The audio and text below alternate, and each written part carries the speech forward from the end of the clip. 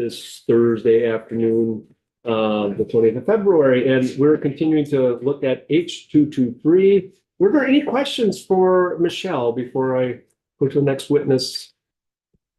Seeing that there are none, we will go to Anna, please, if you could join us, or do you want to go first? That's okay. That's fine, Charlie, we'll have you go first. Thank you.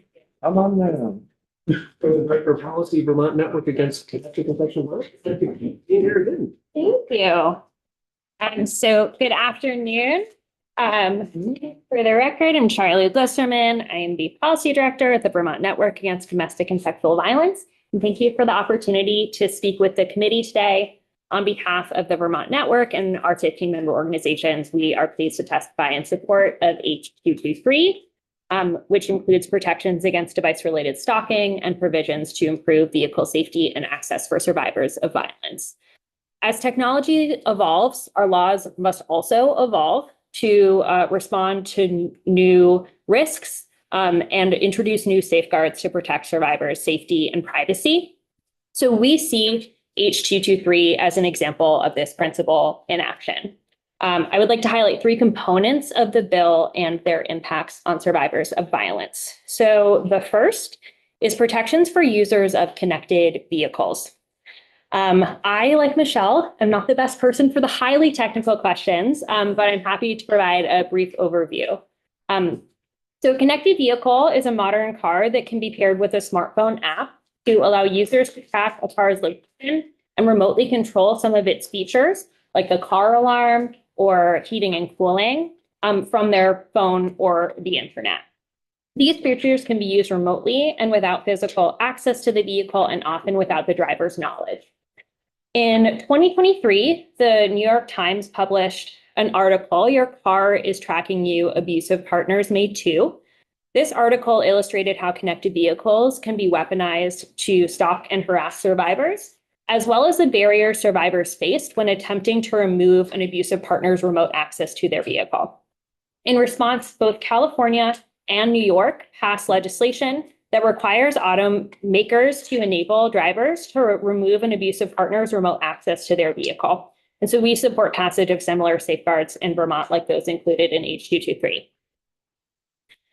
Next is the ability to request primary possession of a vehicle in a domestic violence protection order. Domestic violence protection orders are a critical legal tool for survivors of domestic violence. These are civil court orders that requested directly by the victim, and if granted, the orders offer important protective measures, including requiring a perpetrator of violence to maintain physical distance from a survivor. When applying for an order, survivors can request various forms of relief from the court to keep themselves and their loved ones safe. The statute explicitly lists forms of relief available to survivors, including primary possession of a residence, pets, or children. Currently, the statute does not explicitly list primary possession of a vehicle as a form of relief. We support explicitly adding it, as a vehicle can be a lifeline for survivors in escaping violence and leading independent lives immediately afterwards. And this is especially important in our rural regions of our state, where vehicles are essential to maintaining employment and access to childcare. Third, updated definitions for device-related stalking. The definition of stalking in Vermont's Civil Stalking Protection Order statute requires a course of conduct, meaning 2 or more acts over a period of time, no matter how short, to establish a pattern that meets the threshold for a protection order. In civil cases, we have received feedback from advocates in our field that it can be challenging to apply this definition in cases of device-related stalking. For example, when a device like an AirTag or a tracking app is placed once and then used to continuously surveil over a long period of time, there's been confusion of whether those activities meet the definition of course of conduct. This has left survivors of serious device-related stalking without the protective measures they need. We support revising Vermont's Civil Stalking Protection Order statute to better capture the evolving realities of digital surveillance and device-related stalking. The definition updated in the current draft is the definition for criminal stalking found in Title 13. We would suggest that the committee instead consider updating the civil stalking definition in the 12 VSA 5131. In addition, we would like to note that section, Hold on for 1 second. I want to make sure I understood that last bit. yes. What is in 12? So the current definition, the current bill changes the definition in the criminal statute for stalking. Yep. We would recommend changing the civil definition of stalking because that is the feedback that we've gotten most from our members, that survivors are trying to access civil relief and they are not able to access it in cases of device-related stalking in some instances. And that's 12 BSA, just so I'm. 12 VSA 5131. Yeah, of course. So in addition, we would like to note that section 2 of H223 includes a criminal offense for placing or using an electronic tapping app on a person's vehicle without their consent, with some exceptions.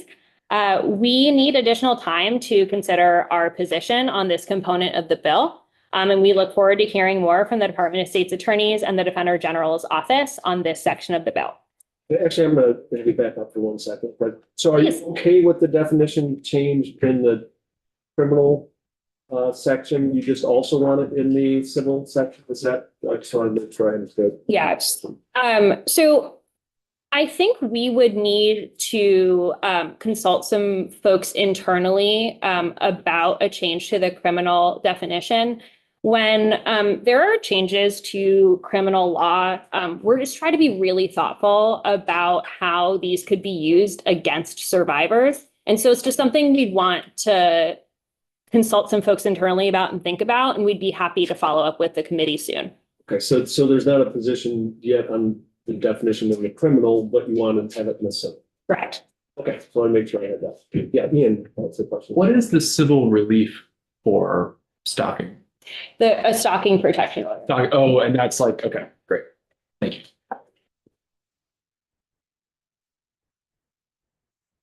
Okay, so we are continuing to have conversations with stakeholders about this very important and also technical bill.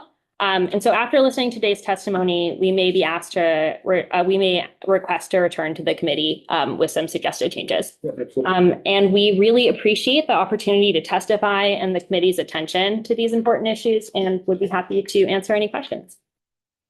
Ian. One other question for the use of the vehicle in the RFA. Currently, are you guys seeing in practice that the courts are granting use of vehicles despite it not being explicitly in the language currently? I have heard cases where that has happened, Yeah. and I have also heard cases where it has been a major barrier, not having it explicitly listed, and survivors are put in a really tough position because of that. Okay, thank you. Yeah, Ken.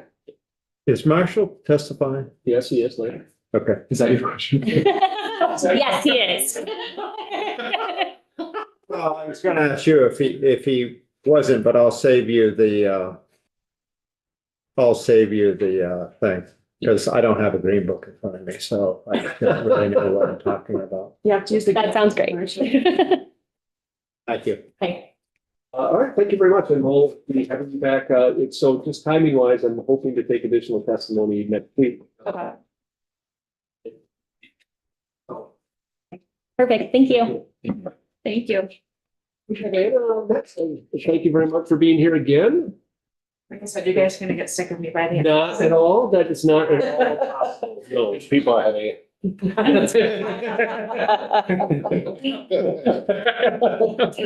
Well, thank you all for having me again. For the record, my name is Anna Nassett of Waitsfield, and I'm here to talk about H223.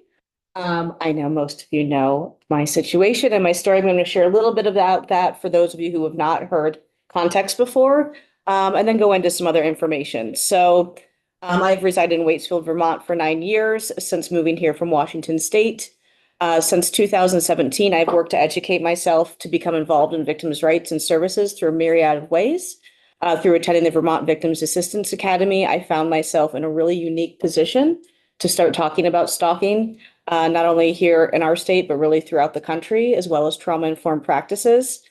I train law enforcement, military, college campuses, federal and state agencies and communities. I partner regularly with Spark, which is our federally funded stalking prevention and resource center, and have worked with the Office of Violence Against Women, Department of Justice, Office of Victims of Crime, and the White House in 2023 and 2024.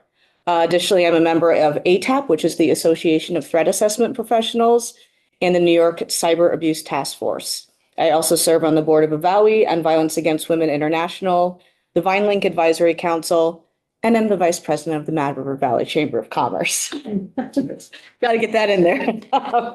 I share my credentials with you so that you can see me as the whole person and not for what has happened to me. For as many of you know, what led me here is being a victim and survivor of stalking for the last 16 years. And the issue of tracking and technology is of the utmost importance to me. And while my case does not fall necessarily under what you all are doing, it's incredibly important to me to be here and to help represent other stalking victims. For those of you who don't know, since 2008 or 2009, I was stalked by a man named Fraser Rochford. He is a stranger to me and is also a serial stalker. At the time, I was living in Port Townsend, Washington, where I owned an art gallery and was living my best life. The offender targeted me because he wanted to show his artwork. I later found out that he believes that we are married and also wants to murder me, and had been watching me for several years prior.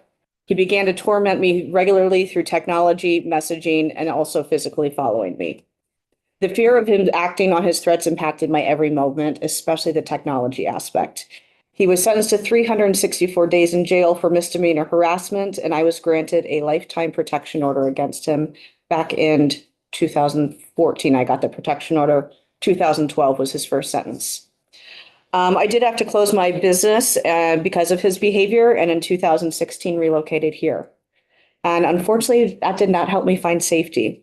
Despite the protection order, his vile stalking and communication through cyber stalking and messaging and social media continued.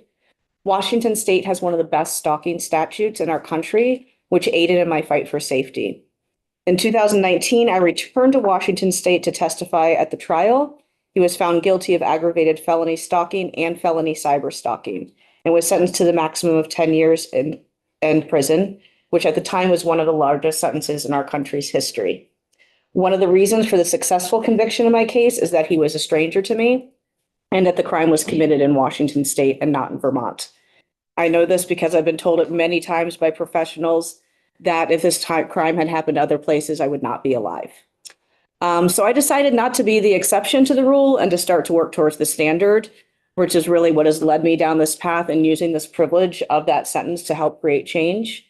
The terror and fear of stalking lie not in the knowing what the stalker may or do next, and is never knowing when they will strike. It is psychological warfare on the victim. I have spent countless nights with my phone alerting me over and over again with threats and sexually explicit comments while attempting to get a few hours of sleep.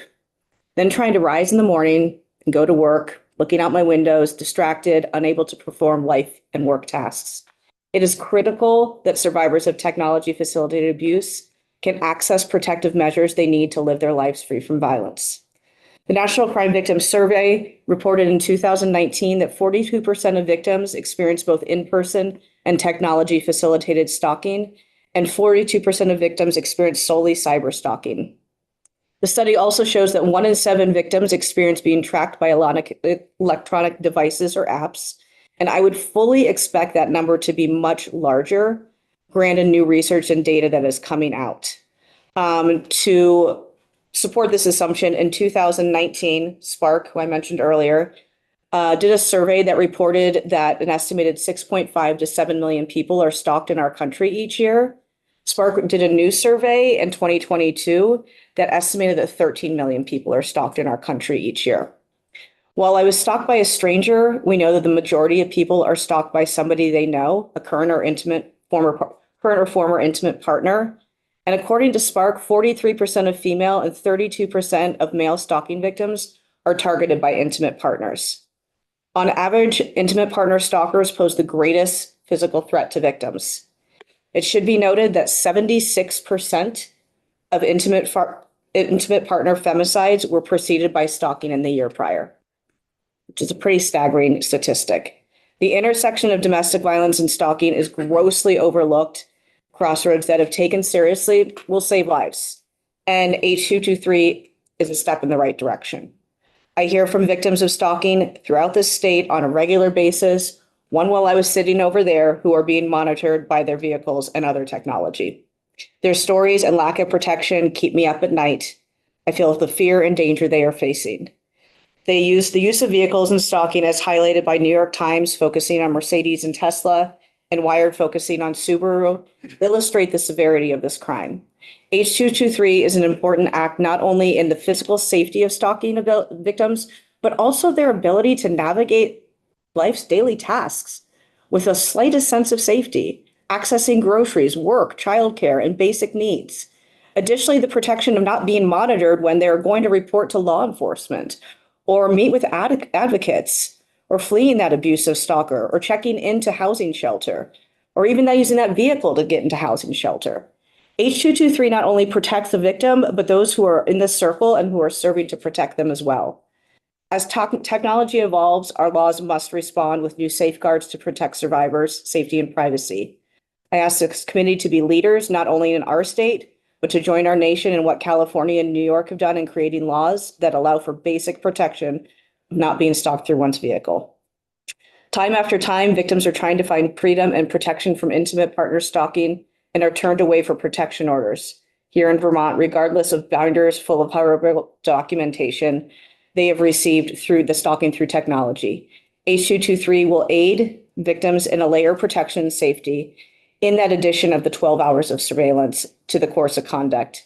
And I really fully believe that's a massive thing. We cannot move as fast as technology, but we can create systems that support victims of stalking and abuse one small step at a time. So thank you for hearing my testimony today. I look forward to engaging more with you on H223, bringing in other national experts and case studies, and most importantly, sharing Vermont stalking victims' voices. Thank you. Questions? No, Zach, go ahead. I have one. Thank you for being here today and for your courage for the testimony. I guess one question I have is just because you have such a unique perspective on this, especially given lived experience. But when you were in Washington State and bringing charges to this, was there any penalty that was considered under the legal system in Washington because of the digital stalking that occurred in Vermont? And so the way I'm the question and the intent that I'm getting to is the crossover between states. And if that's something that we should be mindful of and incorporate in our legislation. It's something I wrote as a note here. So you were going over it. For us, what they did was they charged out based on where he was when he was committing the crime. And it is something I hear a lot of from victims here in the state. The person who's stalking them through technology is in another state. And that becomes really challenging because it's so rare that the feds are going to take on a stalking case. Right. We had, because this was built up over such a long time and really an incredible prosecutor, that's how he chose to do that. And I think was definitely obviously the right track. Right. But certainly something I think to be looking at. And I think something that's going to come up within this is, okay, how do we really put this to use when you've got multiple states? Yeah. Thank you. It's just something that I'm thinking about in real time, reacting to what you're saying. Right. Okay. Other questions? I have a whole bunch of them. All right, we'll go for it. Go for I don't know. One of the things that sort of worried me is, so if you're awarded a car and an RFA, and both folks' names are on it, it's a piece of paper protecting you if the other person decides to call up the manufacturer and start the application. There's no way for you to be warned if one of the owners is calling up and starting the account up again for the follow. I think there's definitely a concern within that. And like I said, I'm pulling back to another victim who reached out to me the other day that has been trying to get the person removed from the car. And and they've been tracking them through other shared accounts they used to have. And when they get off that shared account, that person is able to navigate and get back in. So one of the things I say, like, especially with the cyber world, it's something I get asked the most about when I'm doing trainings. And I was doing a training with Spark just recently, and that was the biggest question that came up for me and the executive director of Spark. We're like, we're working as fast as we can. And any small steps that we can do are better than not doing. But it's challenging. Yeah, I have 3 trackable vehicles in my driveway. And it's all different, one of which was a used car when it was purchased. And oddly enough, we can't get it switched out of the other person. Even the manufacturer has been unable to stop it. So that's that presents a problem, I suppose.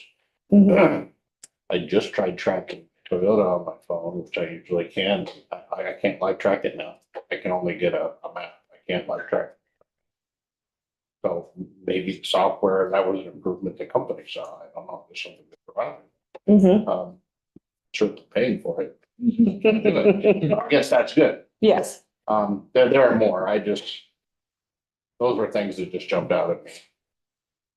You're talking about a lot being live tracked. I was just gonna say, it's interesting that you bring that up about Toyota because BMW, Ford and Toyota are the 3 auto manufacturers that already do this.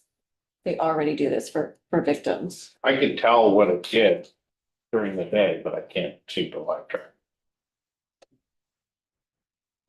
So did you also want to see this definition in the civil statute as well? Do you like it, or is it fine here in the criminal statute? Do you have an opinion about I that? feel like I don't know enough to have an opinion.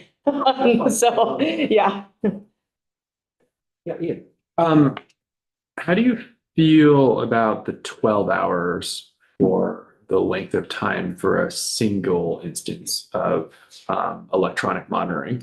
I'm going to support the network on that. And I support that language as well. Okay. I think that is fitting within. I think that you're going to have a chunk of time. Yeah. And, if an AirTag is being placed on a car for tracking, you're going to be able to get to 12 hours pretty quickly. Mhm. If someone's tracking you through, ring cam, all of that, you can get to 12 hours pretty quickly. Yeah. And, I look at like within my situation, because so much of it was messaging, like we weren't friends on Facebook, but it was, you'd set up the accounts, I keep doing that. They had to get so many of those to get those charges up to be able to go eventually after that felony stalking. And we had we'd had the misdemeanor trials before and all of that. So when you can have a chunk of time, that's a great thing. Okay. Thank you. Yeah, because if you're putting a tracker on someone's car, there's an intent right there. And I just asked because I'm just curious Yeah. about that length of time and if it felt appropriate. Okay, thank you. Thank you. Thank you. very much Thank you. for your testimony. Yeah. So Marshall. Yes. Sure.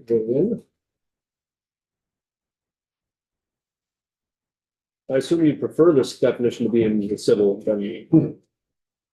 Yes, so I'm gonna start, if it is okay with the committee, I'm gonna start by going backwards and addressing sort of the civil provisions and then the criminal provision. So as far as the civil provisions go, this has an impact on our office, but not in a direct way. We don't represent people in relief from abuse or relief from stalking or relief from sexual assault, any of those civil protection orders. Our office is not involved. So that doesn't affect us directly. However, when people get civil protection orders and then violate them, that's one of the most common crimes in the state of Vermont. So changes to the civil protection order scheme really do affect criminal practice in a significant way because I've forgotten on the list, but violation of abuse prevention orders it's in the top 5 crimes charged in the state of Vermont. It's a huge amount of the work we do in criminal court is dealing with violations of abuse prevention orders. So this does have an impact on us. That said, we are okay with the changes to the civil protection scheme that are proposed here. There's been changes in technology, and from our perspective, this is basically updating what is currently law to acknowledge the existence of new technology. And so we don't have a problem with that. We do think that in order to accomplish that, we do need to move that definition that's in section 1, down into the civil section, in section 12. So I would agree with that. But we don't have we don't have any objection to the modifications to the civil stock provision. We do have an objection to the new crime that's proposed in section 2. Before you do that, Yes. So what about the additional definition currently in section 1, which is in the criminal section? I mean, do you have an issue with that definition if it is staying in the 13 VSA section 1061?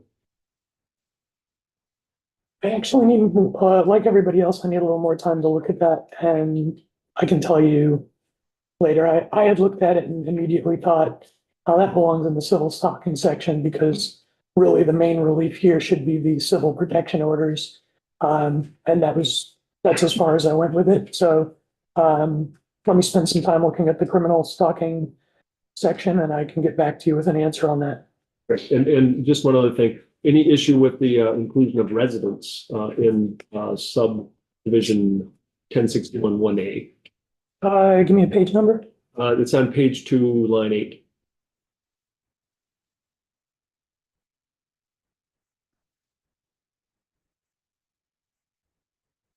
No, again, I mean, thinking in the civil context, to me, that's consistent with the existing sort of pattern of law. I think that might be, But again, this is in the criminal context.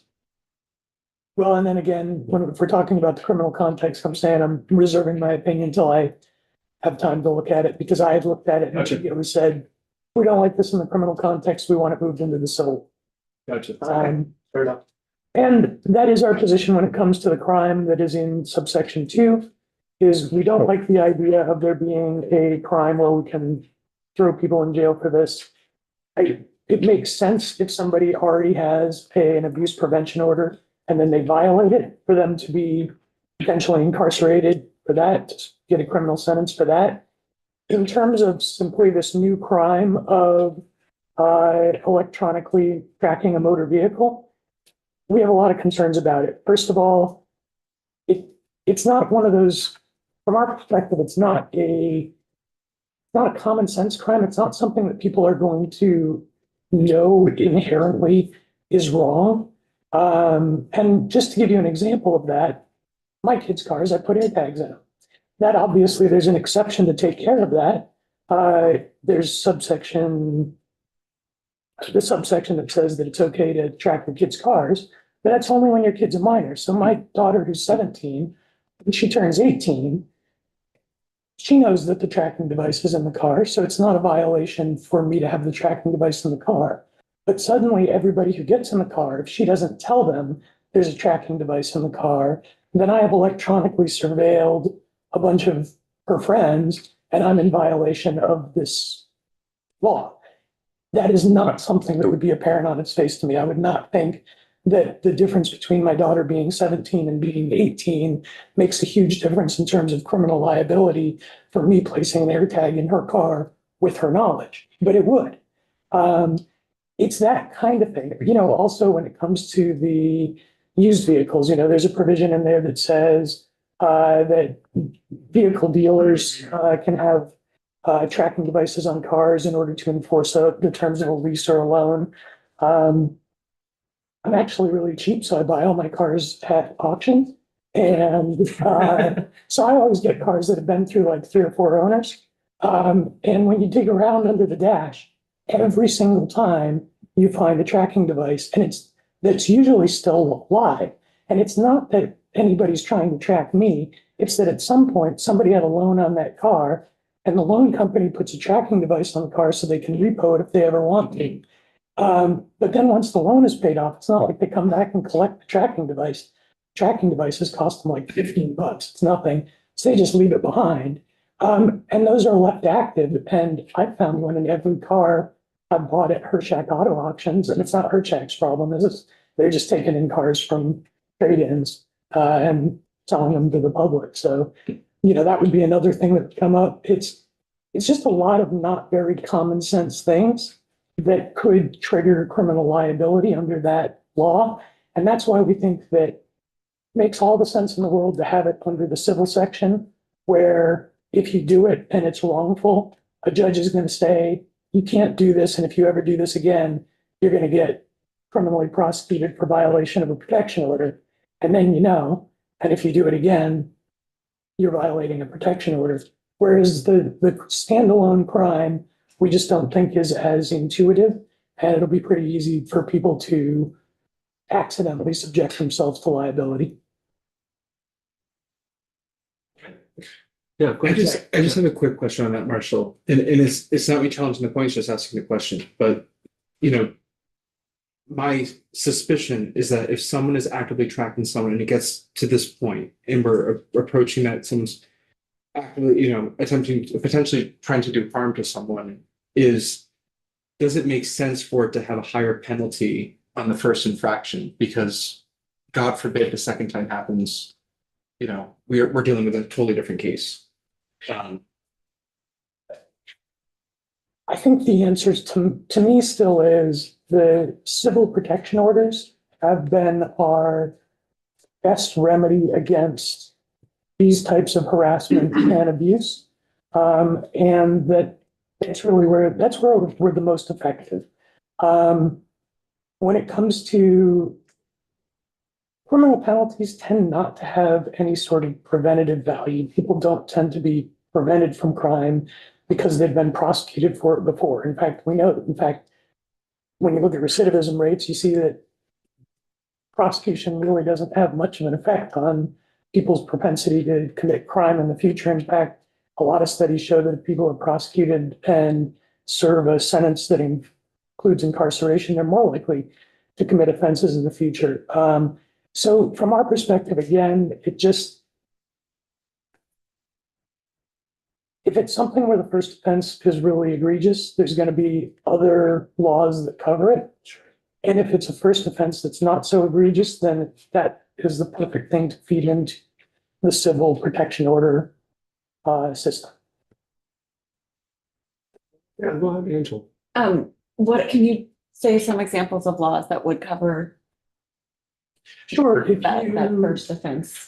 tracked somebody and then used that to follow them with the intent to do them harm, then and maybe don't actually do them any harm, but that tracking them would be steps that would be, you could call that an attempt. That could be steps in preparation for a crime sufficient to be an attempt. It could be, let's see, I'm trying to think of other scenarios.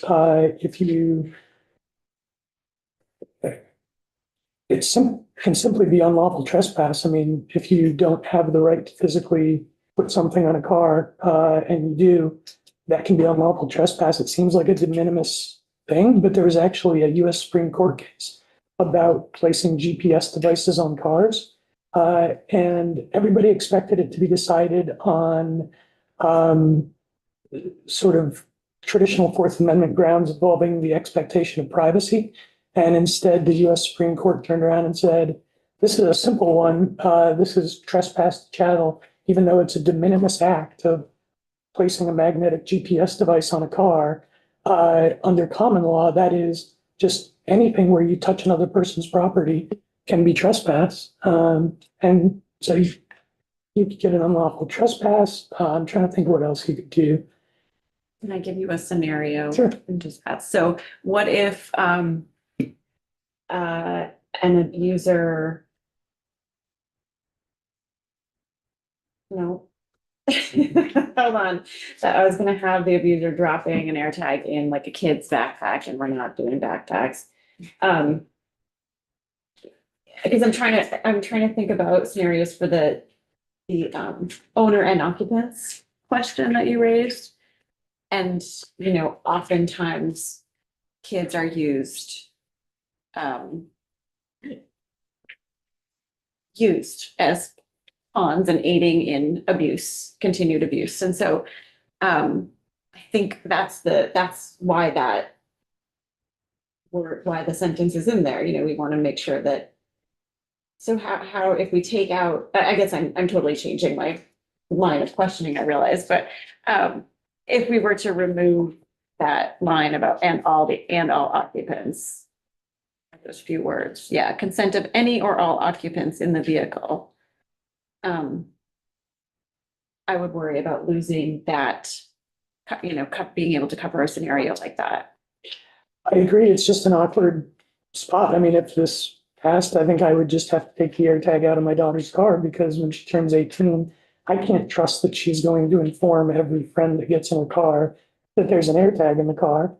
I got no way to count. In fact, I can trust that she won't inform every one of her Right. friends that there's an air tag in the car, and then I'd be subject to a year locked up. And If it were proven that you were doing it, that you placed the device with the intent of tracking those other occupants, it right? just says, the offense is for the purpose of monitoring or following the operator, occupant, or occupants of the vehicle, or to direct any other person to do so. And I do it to monitor the operator of the vehicle. That's why I do it. I want to be able to look at 10:30 at night when she's not home and see, is she slid off the road somewhere, or is she still moving down the highway? But your purpose wasn't to track or monitor the other occupants, so you don't have the purpose in the scenario that we're talking about. The way I read it, it says the purpose is to track the operator of the vehicle. And then the exception is only if all the occupants of the vehicle are informed. And so once my child is no longer a minor, which I'm still gonna, I still want to be able to go get her off the side of the road if she slides off, even when she's 8. Right. Okay. Ken, then Ian. So here's, you've had to have been involved in this, and I would say the network has been involved in this. This actually happens before, I think before the crime, so I'm not even sure it applies. You have a marriage, partners, just boyfriend, girlfriend, whatever. And one of them hears something, they're madder than heck, and they're waiting for that person to come home with that vehicle. It's gonna be a big fight. It's already been planned by who's ever really upset. They run out there, they put that air tag on that car, right? Immediately, we're gonna have an explosion because they're gonna track that car to find out where they're going. And then we're gonna have domestic violence, domestic abuse, whatever you wanna call it, or even worse, that she's already testified on. There's no way, since this has been introduced, because I do like the bill, I understand what the bill's trying to accomplish.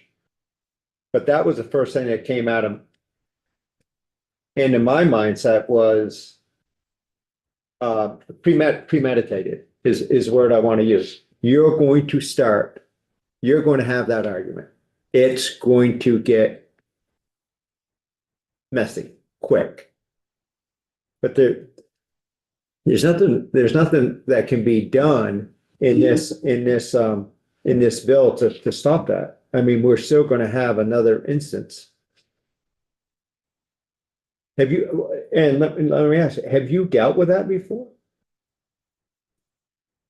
A circumstance where when you look back at the record, it's clear that there's going to be domestic violence before there's domestic violence. That kind of sounded kind of wacky, but yeah. I mean, I think that's what you're saying. Yes, it is. Certainly dealt with that. That's pretty typical. And is there any way of an added protection for if that does happen, there's some sort of recourse, some sort of a penalty, something that can be done to protect. So I guess what I'm saying is if somebody knows they're going to premeditate this here with one of these devices, they know there could be a consequence. If there, at the end, if there is a big dispute, and then the next thing you know, somebody's arrested or they're whatever lawyer terms are that they use. You know what I'm trying to say? That's why I waited for you. There's no disrespect towards anybody else. I just figured you probably had the more of the expertise, probably you and Oliver. I think actually probably Charlie Blisterman has more expertise than I do Well, because then I should have asked him. we probably should have, but it's because it's actually because of this, again, the criminal civil distinction. We don't represent people in the civil courts. And really the abuse protection order is where that's where the network does a lot of their work. And that's where I think the remedy that you're seeking is, because for one thing, one of the things, and it's an unfortunate fact about domestic violence, but it's a fact about domestic violence, is I don't see domestic violence cases very often.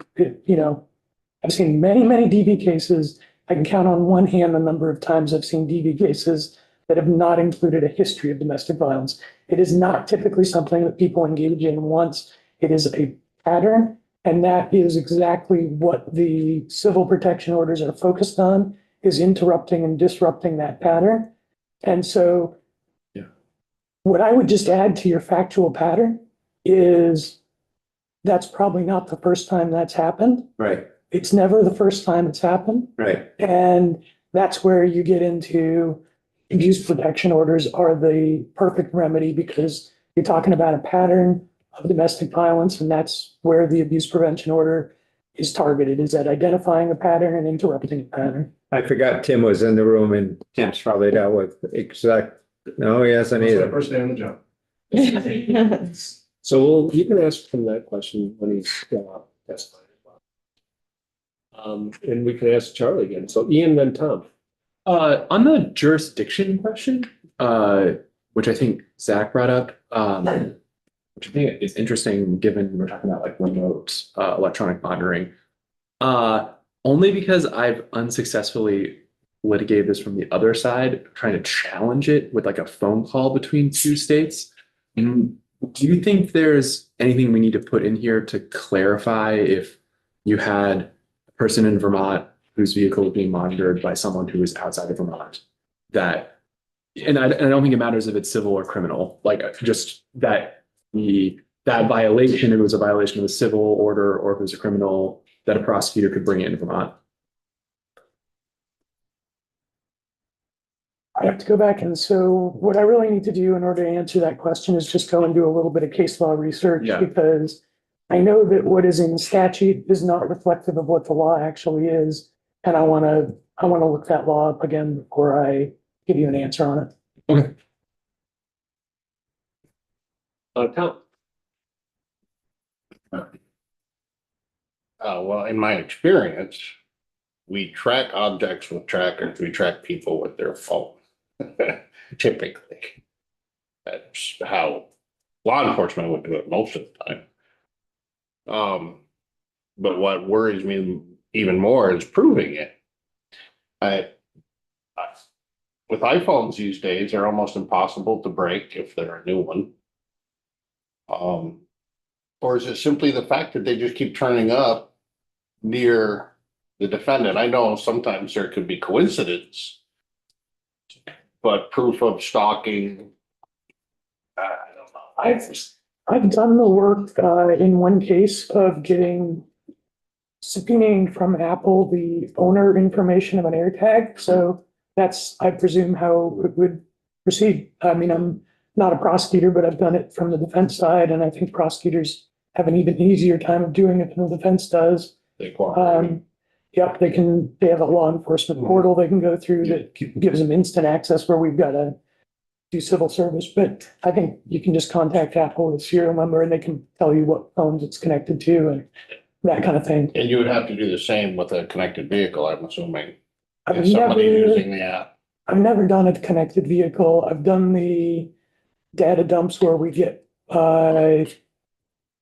vehicle operation information out of the black box after an accident, but I've never done the connected vehicle subpoena. I've never tried doing that. So And social media could also be another, social media subpoenas are a nightmare. because some of them live track. A lot of them live track, and they also have terms and conditions that in many cases really limit the extent to which people are able to control their own data. And a lot of times by the time you go in there and say, we gotta get this off of social media, we gotta get rid of this data, they already own it. There's nothing you can do with it. I've gone in with court orders before to have data deleted from social media on behalf of clients of mine. And even with a court order, they have successfully fought back and said, sorry, we own this data and you don't get to, state of Vermont doesn't get to tell us what to do with it. I kind of just have a follow-up on that and just like talking about integrity and bless you in the application of it. You know, I think one of the things, you know, in like the concept of metadata, right? And the thing that is coming to mind is, especially with like geofence technology, and I'm thinking of like a victim who, God bless you, who has a geofence around them, right? And like, are we so these protection orders, I'm just getting up to speed on like the concepts and like the way that these protections are implemented. In a protection order, is there like a quote unquote geofence around that person that we're able to figure out if a potential offender is like crossing into that? You know what I mean? Because like if they have if they're tracking someone, right, and there's that geofence around, say, an iPhone, and someone breaks into that geofence, like it's a clear violation and clear understanding that someone is in invalid proximity to the protectee. Like, is that how it's monitored? I've never had that come up, but that's actually would be a fascinating way to prove a violation of a stay away order in Right. in a VAPO. Geofence. I've never thought about it, but I think you could totally do that. Because Find My does that. Can you, Like, Find My, can you just explain very briefly what a geofence is? so like, for example, if I use my family as an example, if I am coming back from Montpelier back to Castleton and my parents have a geofence around our house, like Find My will notify like via iCloud that I have crossed into like a certain proximity within that address. That is. Or like if you just want to know if someone got to a point, you know, like you can set it up in Find My, but it also can be used for very nefarious reasons. My thermostat has a geofence, so when I drive home, when I get to Waterbury, it starts to turn the heat up. Yeah, no, sure. And yeah, and also like AirPods have that capability as well. I mean, like if I walk out of the building, my AirPods send me a notification left behind. You know what I mean? So there's all these different I mechanisms. just turned that thing on. Especially when my computer behind in me the today. Apple ecosystem, as wonderful as it can be, and there's, you know, great benefits to it, there are also some concerns about privacy around that as well. Absolutely, and it is something, I mean, I think that you are right. I think you could use that, you could use geolocation data from a phone and somebody's geofenced AirTag to prove the violation of a stay away order.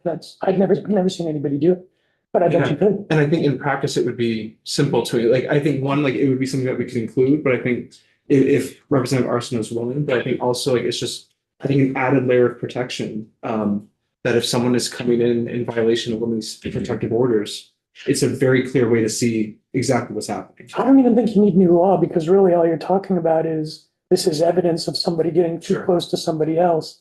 And we don't need a law we can introduce any kind of evidence we want as long as it's proving something that we have to prove. So Sure. somebody's got to prove that somebody came within 500 feet. We can use whatever evidence we want to prove that. And we could totally use geolocation data from an iPhone because it is amazing when you do get an iPhone data dump, Oh, how incredibly detailed it is.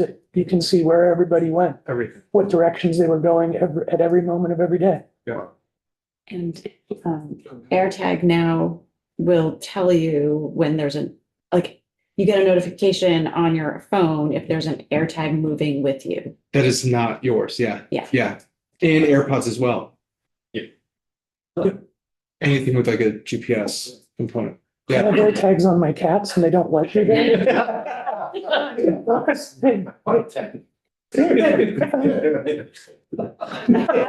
They escaped. No, we have to find them. Got itself stuck under a kitchen cabinet. We never would have found it if it wasn't. You don't have a pit bull. The cats don't like me very much, so they stay away from me. But when I'm home alone and they just have to like, when I'm feeding them and they have to be nice to me, I get all these warnings that are like, you're being followed by an air tag. They're close. It's because there's nobody else to feed the cat, so they have to be nice to me. I am sorry. They're I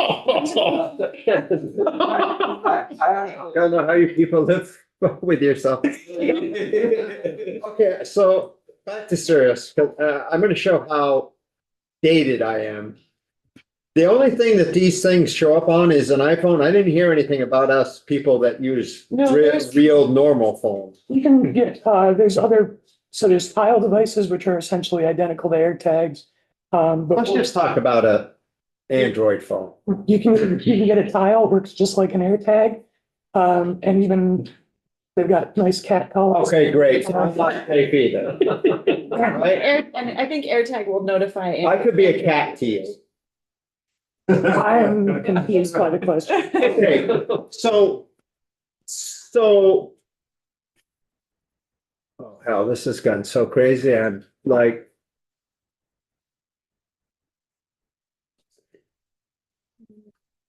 It's gonna make a good point. Technology. Just hold that point. Any other questions for Mark, or did you have more on the bill? More. Right. Well, thank you.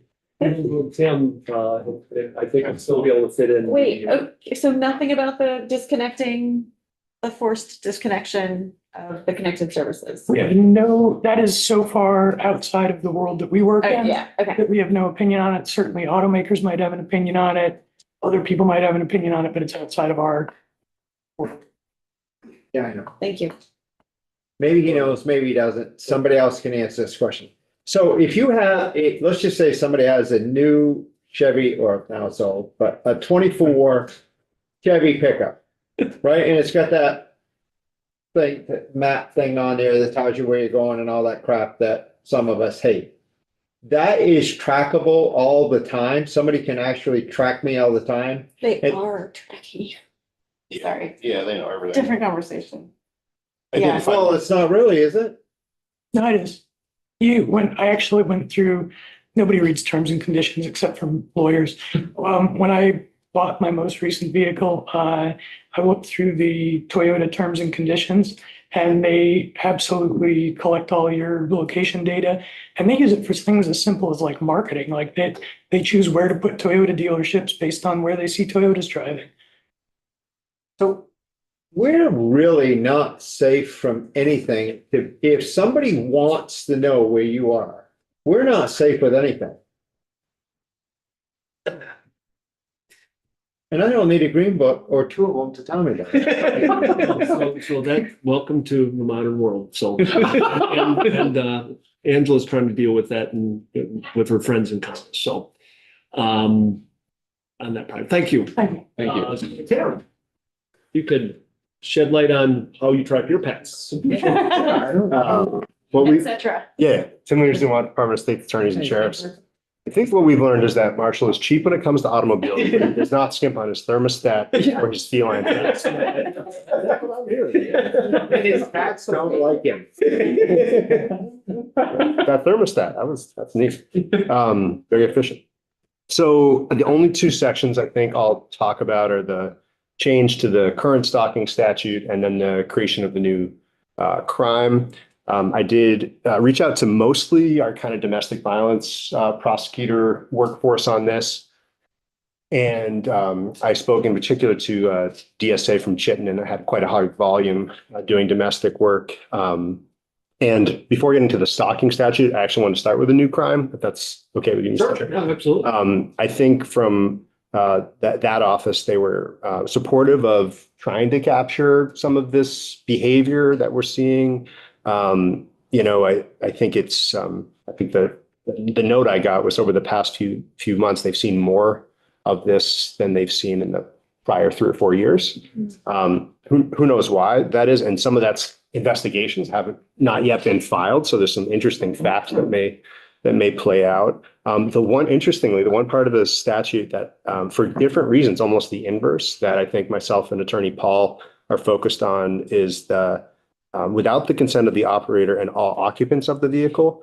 One of the concerns that was brought up for sort of the inverse reason is having to prove that let's say if all four in a vehicle didn't consent to the placement of it. That would be a difficulty for a prosecutor.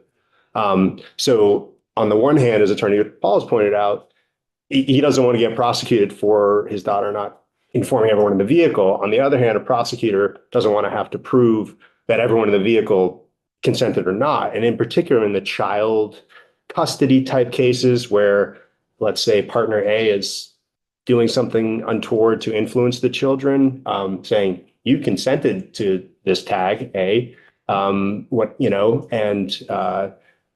last thing you want is to have three children testifying against a parent in a case like this, which I don't think is the intent.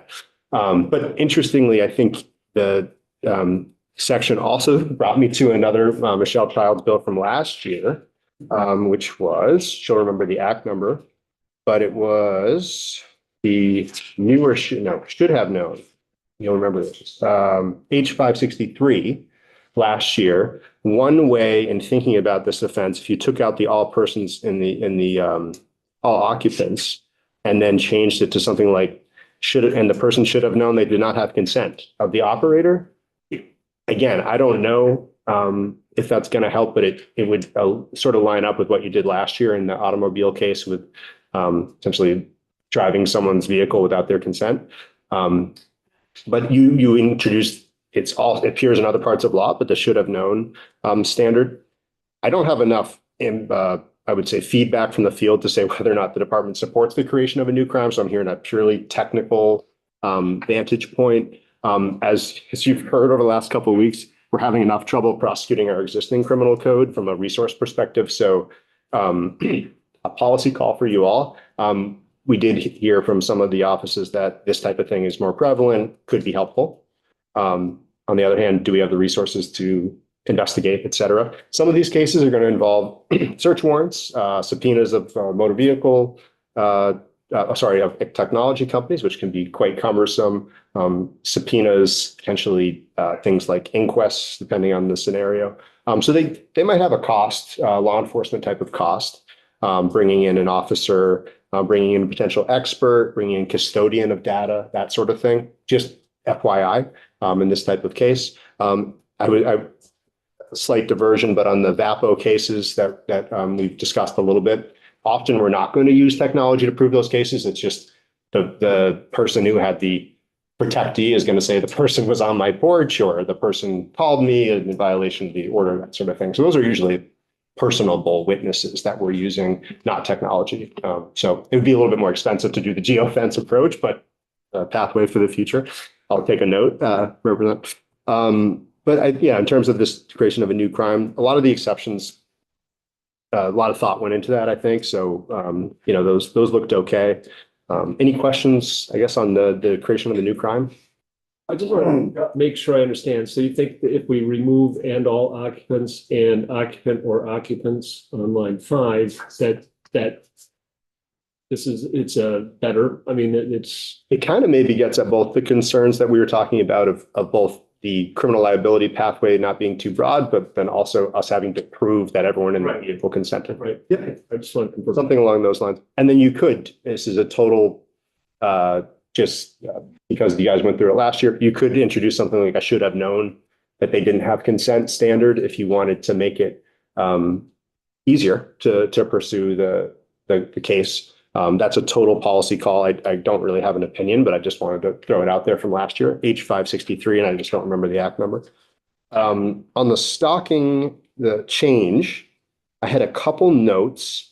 One is in the course of the stalking statute's kind of funny because it has the definitions and then it has a penalty and a separate thing. So the first part of it, 1061, is the definitions, which the first definition is course of conduct.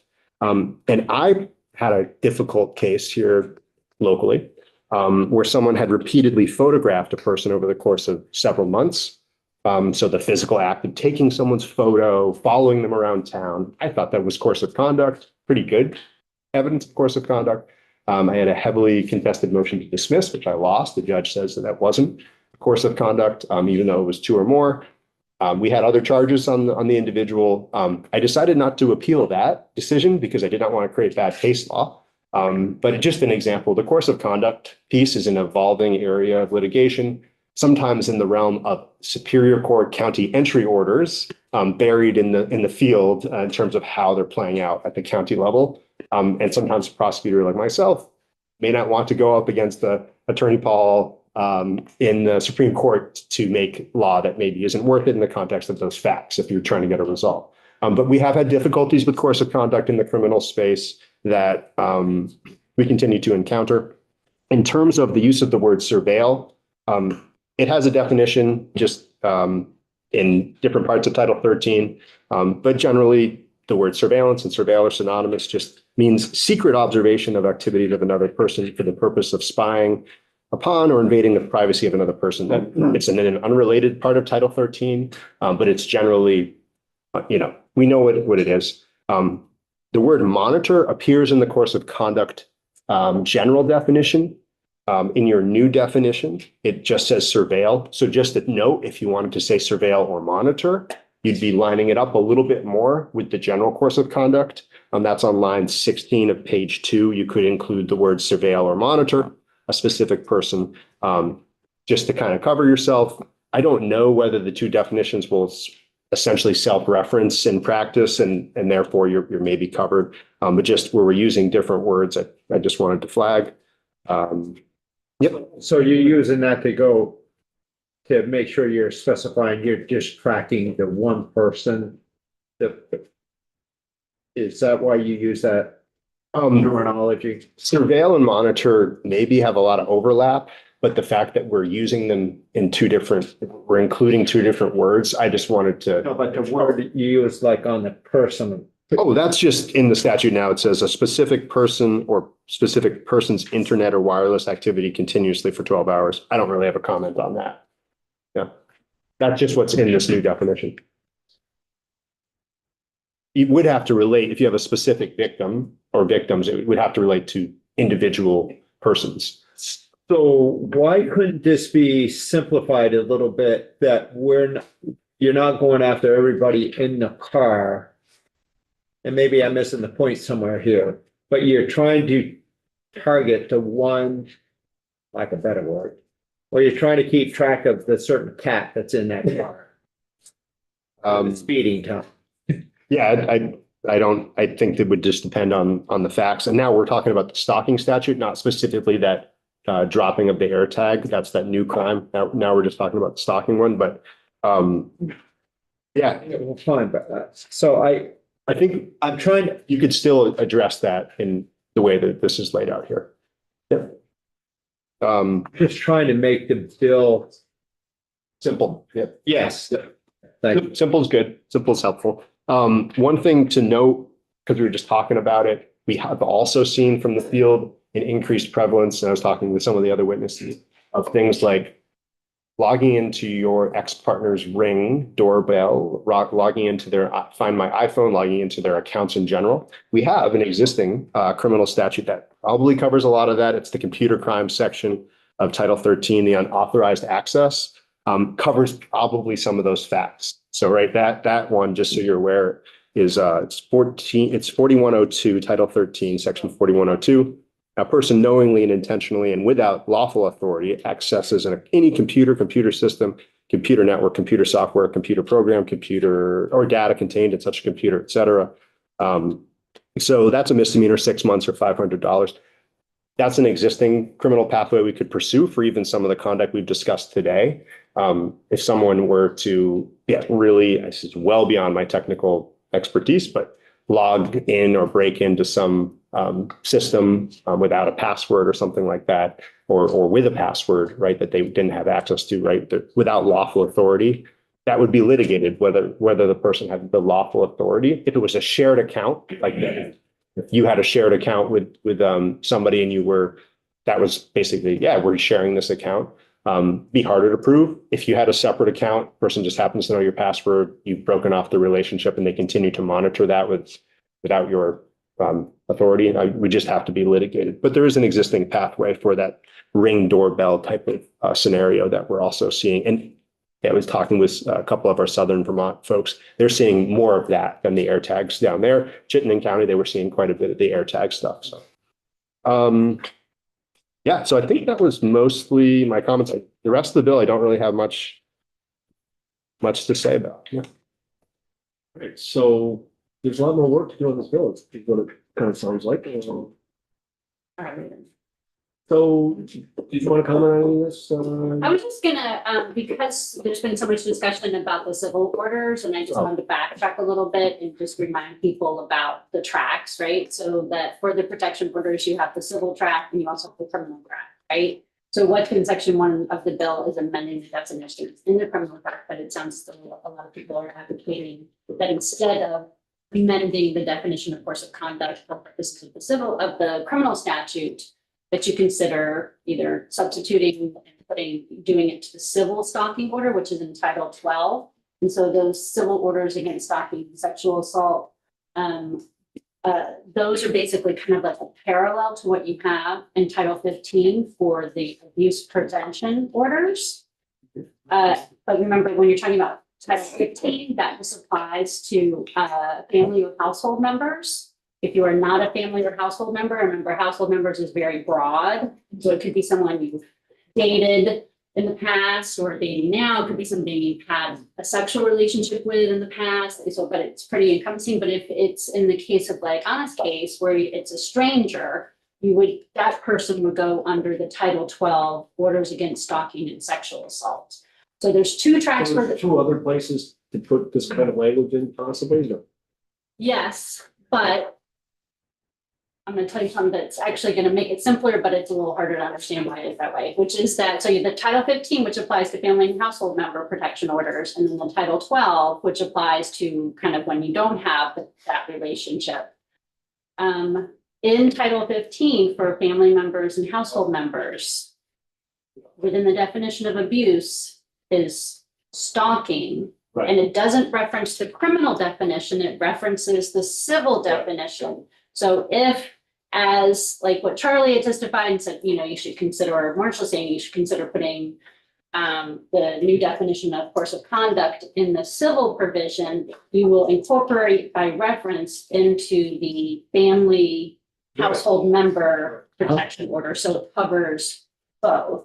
So I just wanted to, because I know we talk about criminal and civil, and then there's, so I just wanted to kind of just clarify for everybody what we're talking about there. So if you decide to move forward with a policy change on course of conduct, your choices are you can do it in the criminal, you could also do it in the Title 12 civil, or you could do it in the civil and not the criminal. But by amending the Title 12 definition of stalking course of conduct, you will incorporate by reference into the abuse protection orders in Title 15.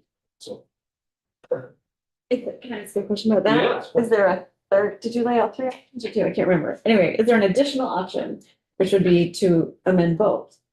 Amend I don't think you need to if you You put mean it. the criminal and the the civil? criminal and civil. Yeah, that's just a policy choice. Like 13 and 12. 12, because 12 references, or 15 references 12. Yeah, that's just a straight up policy choice for you. Okay. And right now, as proposed, it's just in 13. Yes. Okay. I guess there's a couple of questions we want to answer now, but one of them is whether the Section 2 crime, how would that be somehow into civil area? That I didn't understand, unless it was just like a civil. It wouldn't right now, it's just constitutes tied in with the, because they're both in Title 13, so decide, I mean, I have to think about it, but I would say take each section kind of independently around the policy and whether or not you want to have an independent crime like you do in any section 2. Right, so I mean, my question is, what's the alternative? Is it taking it as civil fine, or is it somehow incorporating it into being able to get a protective order? Or is it somehow incorporated into what could be part of a protective order, that court orders that you're not. I mean, you allowed could to always protect? make it a civil violation, a judicial bureau kind of a thing. That's always an option if we want to do that. In terms of the point, I have in just the reference, the reports of conduct definition that references a standalone crime, just saying clear, I think that it fits within that definition, so you don't necessarily need section 2 if you don't want to create a separate crime. So I'm just wondering what the options are, just from. I mean, and I think all those exceptions that you have in the crime, for the crimes, like it doesn't apply to a rent, to a rental car, it doesn't apply to tracking your kids, whatever. Those would be moot because the standard for the analysis under what constitutes stalking is, causing fear and all of those other kinds of things. So you wouldn't need to kind of bring in all that other stuff. All right, thank you. Any questions for anybody? So, we're going to hear from Sarah Robinson and Jen Pullman tomorrow at 1. And at 1:30, we have some people from the state's attorney's office, the VSEA, which you probably been given a heads up on. You saw on our Here from the front. yes, and tomorrow morning we'll probably start at 10 because the floor is going to be really short because there's nothing but announcements. But we'll start at 10 and we're going to have the legal aid and Vermont legal law service late in the day. And then also the Human Rights Commission in the morning. And so that's what we have. And just as a heads up for next week, just to start thinking, we're going to probably go a little longer and certainly we're going to go to at least 3 o'clock on Friday because we only have 2 weeks left and have a few things that we still need to get. With that, unless there's any other questions. 2 weeks left for what? The world ending? 2 weeks till crossover. That we have to get any bills out of this committee that we're going to get done this year that might actually make it to law. So we'll adjourn until tomorrow at 10 o'clock unless you're informed